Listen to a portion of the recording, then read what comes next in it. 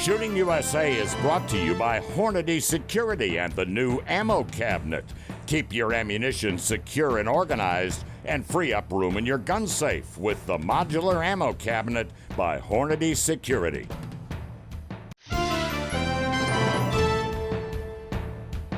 Welcome again to the Shooting USA YouTube channel. We're glad you're here.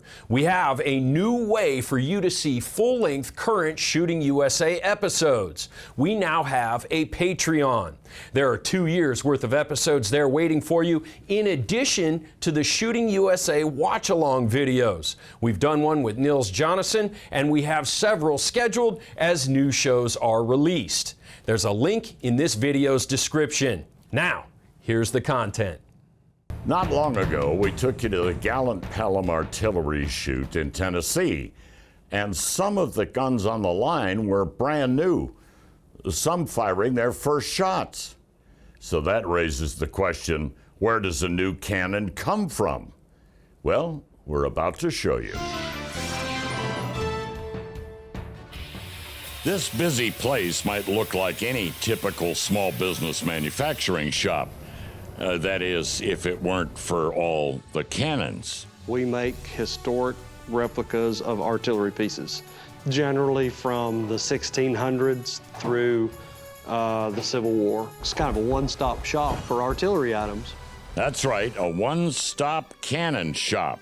This is Trail Rock Ordnance, just outside Knoxville, Tennessee, and Steve Cameron is the owner. We supply anything, the gun carriage, the limbers, caissons. We've done barrels, we do ammunition, we do all the implements, the shooting accoutrements that accompany it.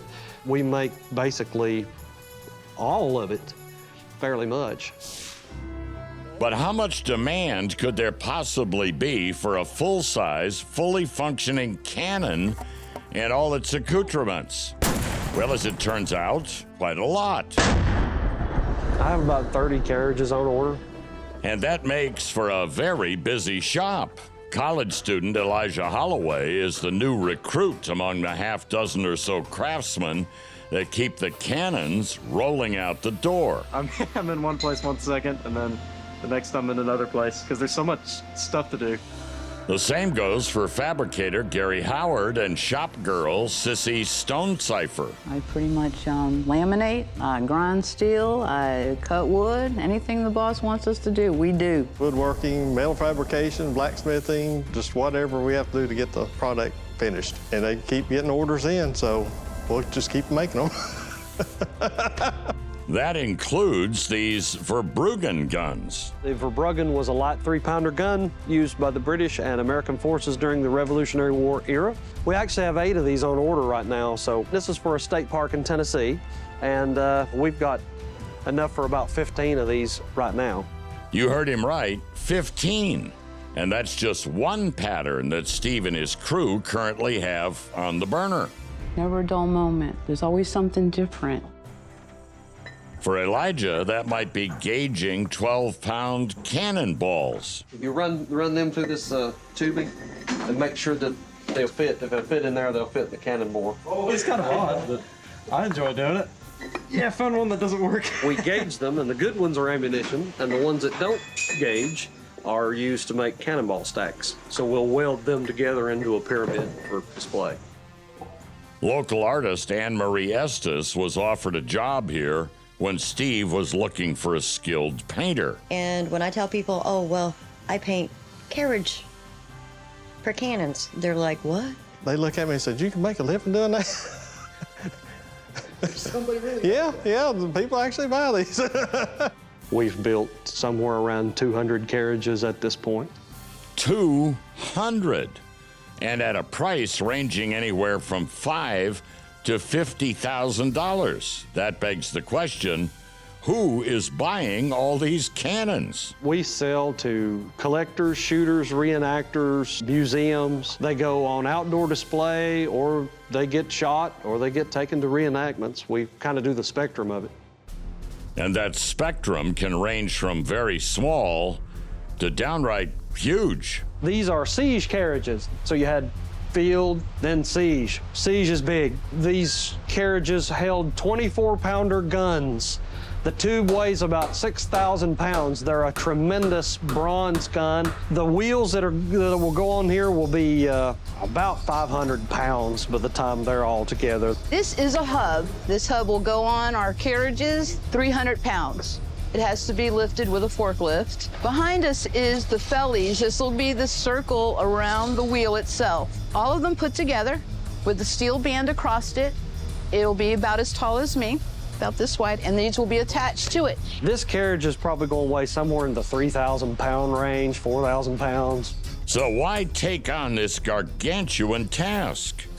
Because when they're finished, these carriages will sit in a place of honor on the Yorktown battlefield, where a young America won the final climactic battle of the Revolution. Every time I paint a cannonball or a carriage or a set of wheels, you know that you are not replacing history, but continuing history. Hundreds of thousands of people go by and see what I've done. Probably last longer than I'll be alive, but it's kind of satisfying.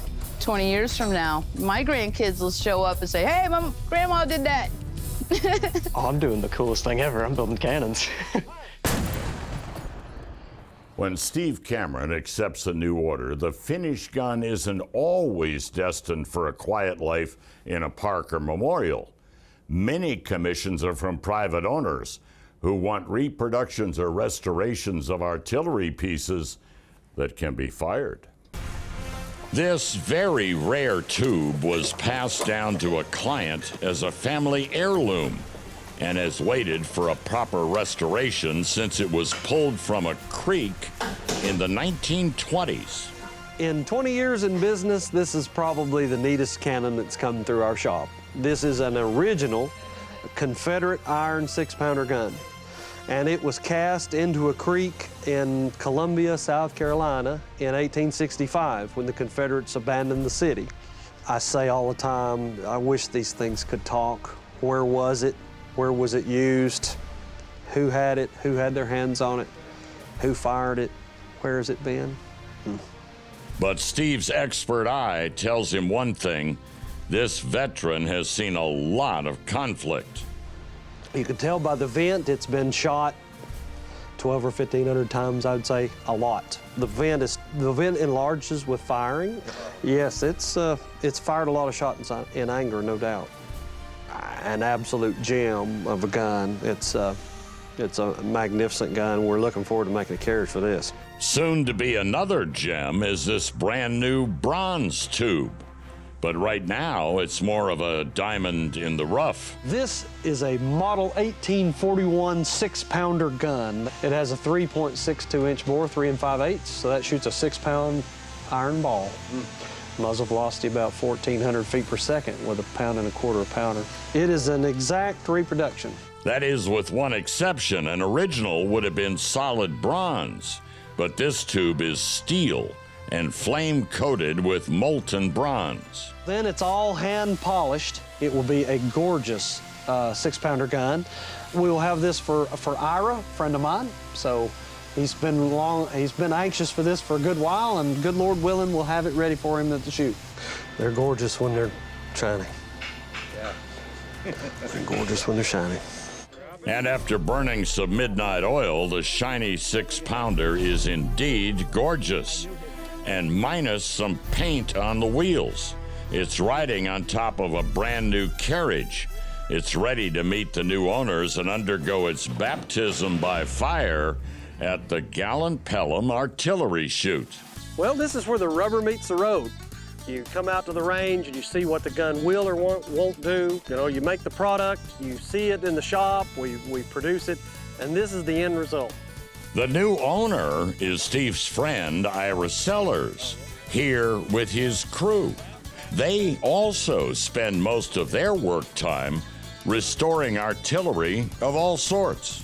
Preserving the past to educate the future. That's the company mantra. That's what they do. That's what they do for a living. So sometimes the best way to educate people is experience it. So experiencing history is the best possible way that you can remember it.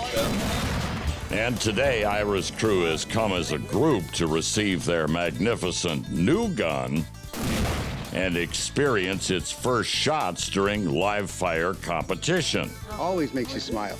It's great seeing Ira and his guys and use their new product, and they love their new toy. Great gun all the way around. Beautiful gun. And as a fellow artillery enthusiast, Ira has a special appreciation for the work that's being done by Steve and his crew at Trail Rock Ordnance. They're basically preserving history and keeping people happy and making people more aware of what history is about. They do a great job at it. It's a great hobby.